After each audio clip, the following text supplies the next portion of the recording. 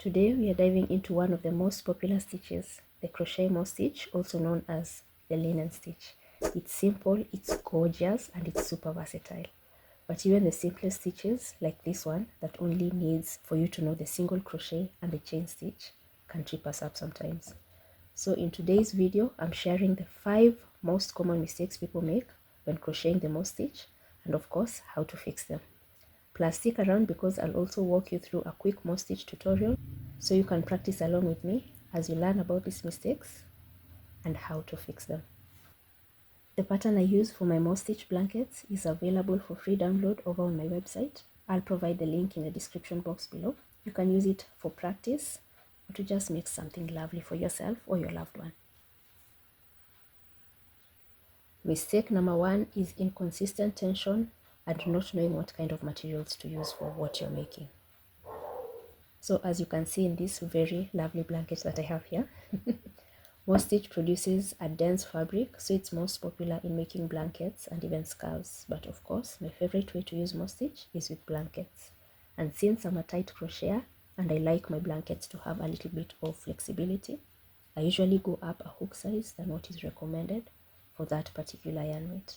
For example, in this blanket I'm making, I'm using worsted weight yarn and a 6.5mm crochet hook. And those are the same materials I'll be using for today's tutorial. However, if you're a loose crocheter, you stick to the hook size that is recommended for that yarn weight or go down a size. If you have no idea what I'm talking about, what kind of crocheter you are also in the right place because you're going to make a small practice swatch for you to find out what kind of crocheter you are, to also find your rhythm and your tension. As I mentioned, we'll be using worsted weight yarn and a 6.5mm crochet hook for this tutorial, but you should also keep your scissors close by and 2 stitch markers that I'll show you where will come in handy later. So to start off, I'm going to make a foundation chain with an even number of stitches, that is multiples of 2. And for this tutorial, I'll be chaining 16 stitches. As you make your chains, you also want to make sure that you leave a really long tail that you'll either weave in or use to make your fringe later on. Anything between 5 inches to 8 inches should do. So we are going to chain 16. 1, 2, 3, 4, 5, 6, 7, 8, 9, 10, 11, 12, 13, 14, 15, 16. Now that you have your foundation chain, let's move on to the first row. What I like to do for my moss stitch blankets and even my scarves is, instead of working either on both loops or in one loop, I like working in the back bump that is created by the foundation chain. So what that means is I'll just slightly turn my work, and the bumps that you see back here, these are the ones I'll be working with. The reason why I like doing this is because once I'm done with my project, I usually don't put a border on mine, so I like the first row and the last row to look similar. And the only way that will happen is if you work in the back bump, so that you have the front and back chains looking at you, and when you finish, you have a similar effect on the last row of your project. So that's why I work in the back bump. This is where mistake number 2 usually occurs, not with the back bump, but placing your first stitch in the wrong chain. This can throw off your entire row and make your edges look uneven. To avoid this, make sure you identify the chain to work your first stitch in properly. So we skip the first chain. The chain on your hook never counts as a chain, so we start counting from the chain, the complete chain over here.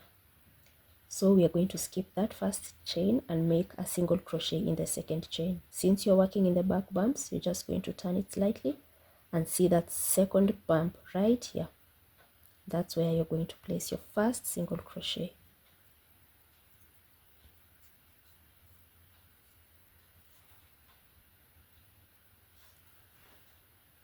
Then you're going to chain 1, skip this bump and single crochet, chain 1, skip and single crochet,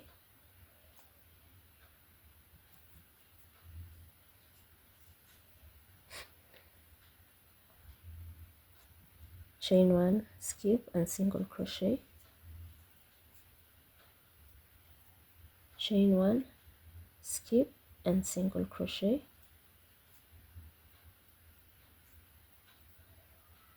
you're going to work this all the way through to the end. Chain 1, and you're going to work your single crochet in that last chain.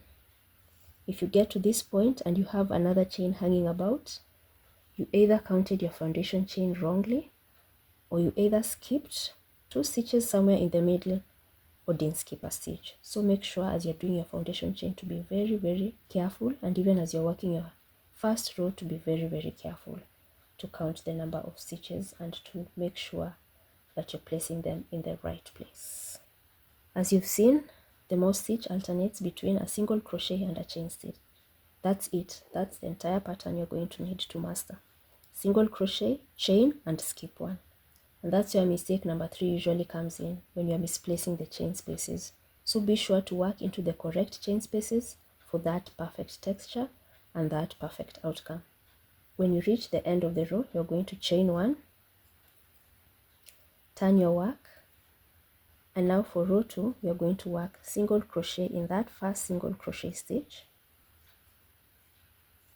And when you see a chain space, you know that a single crochet falls into that space. When you see a single crochet, you chain 1, chain space, single crochet, chain 1, single crochet into the space, chain 1, single crochet into the space, all the way to the end of the row. You chain 1, you single crochet into the space, you chain 1, single crochet into the space, chain 1, you single crochet into the space, and when you get here to the last stitch, you're going to single crochet into that stitch. Let's work the third row so that you can see it again. You chain 1, you turn your work, you work a single crochet into that first stitch. Single crochet is always your first stitch. That's how I like to do it. So when you see another single crochet here, you know that your next stitch here should be a chain. So you chain 1, skip it, and single crochet into the chain 1 space from the previous row. Chain 1, single crochet, chain 1, skip, single crochet into the space, chain 1, skip, single crochet into the space, chain 1, skip this one, single crochet into the space, all the way to the end of the row.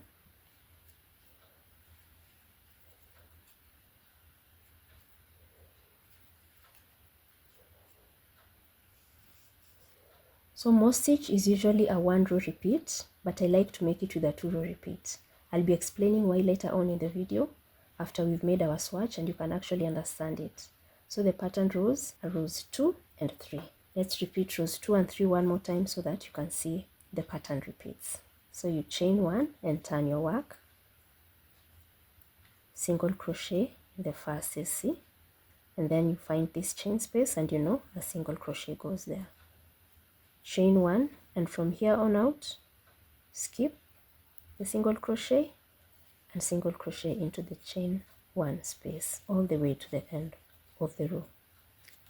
And since this is the last stitch, you're going to single crochet there, chain 1 and turn, single crochet into the first stitch, single crochet is the next stitch, so we chain 1, SC into the chain 1 space, chain 1, skip the next stitch, single crochet to the chain 1 space all the way to the end of the row. And when you get to the end of the row, you're going to chain 1 and single crochet into that last stitch. So far we've made 5 rows, and let me just get up close so that you can see the 2 row repeat I was talking about.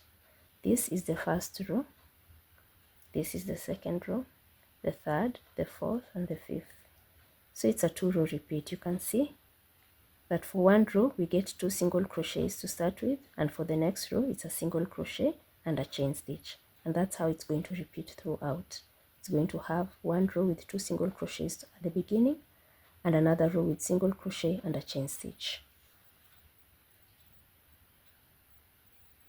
Another mistake people make or get is uneven edges. If your edges look wobbly, you might be missing the last stitch or creating an extra stitch somewhere in the middle here or maybe at the end of each row. So to prevent this, what I like to do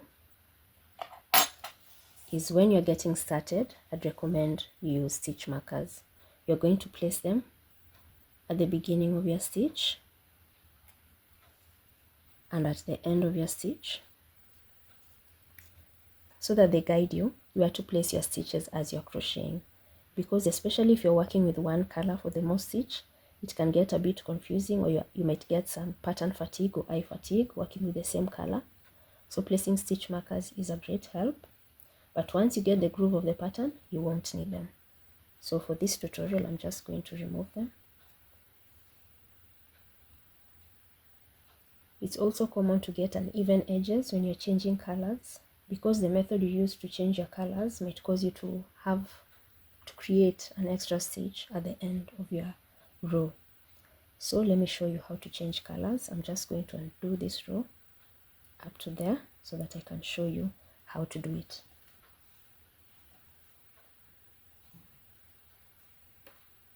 So to change colors, as you work your last single crochet, that's where you'll change your colors.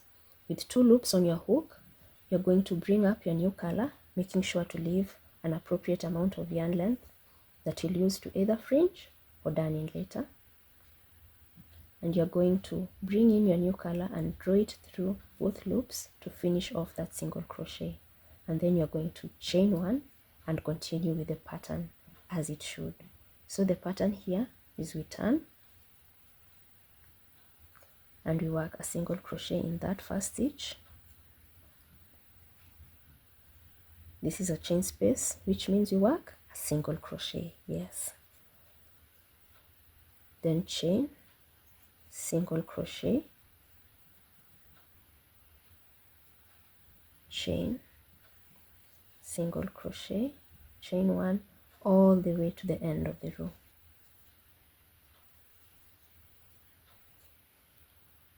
Let's see how to change that yarn color again. When you have 2 loops on your hook on your last stitch, you take in your new yarn, leaving in long enough tail, and finish off that single crochet and chain 1. Then you turn your work and continue with the pattern, which is single crochet, and since we have a single crochet here, you're going to chain 1 and work the pattern of single crochet, skip and chain all the way to the end of the row. You'll continue this pattern, the 2-row repeat, for as many rows as you'd like or as the pattern you're working with calls for. You keep going until your piece is the desired length.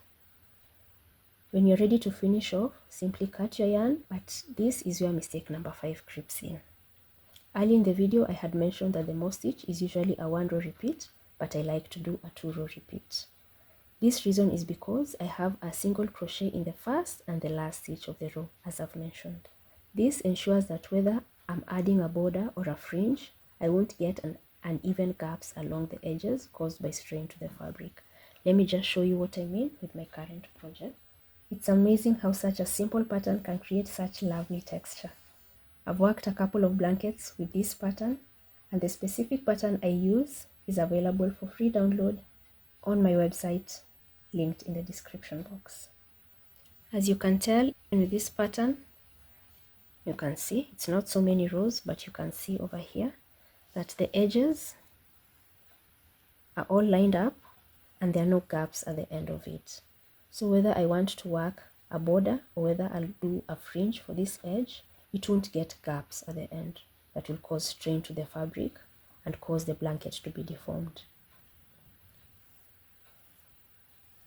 But my best advice when making more stitch and you have so many ends, so that you're not frustrated, you can fringe.